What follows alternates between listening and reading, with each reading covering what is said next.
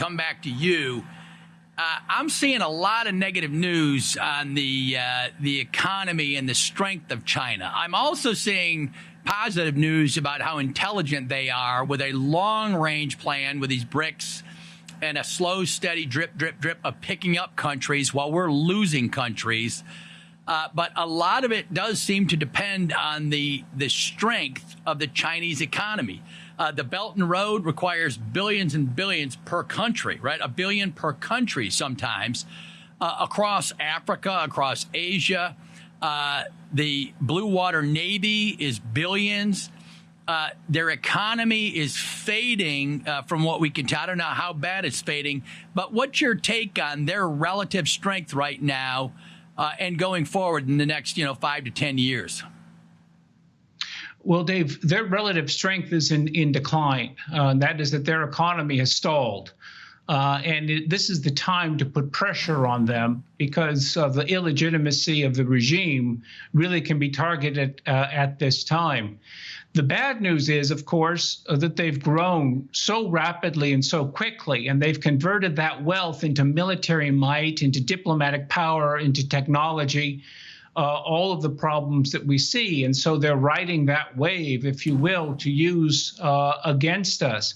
So what we need to do is cut off any investment with China, cut off trade with China, invest elsewhere, invest in the United States rather than investing in China. And recognize this is an acutely dangerous time because Xi Jinping is a hyper-aggressive leader, and he's one with an economy which is moribund, which is in decline, and that makes him even more dangerous.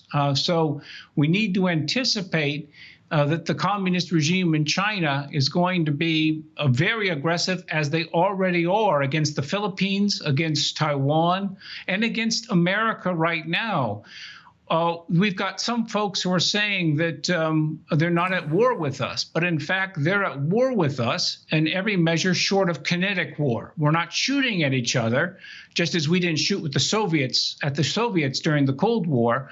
But the Chinese are working as hard as they can to undermine us, to kill Americans today, whether through fentanyl, whether through dispiriting Americans by eroding our sovereignty within the, obviously within the United States, through their operations, through the many, many tens of thousands. Nobody really knows how many Chinese individuals have come in to the United States through the southern border and through other avenues.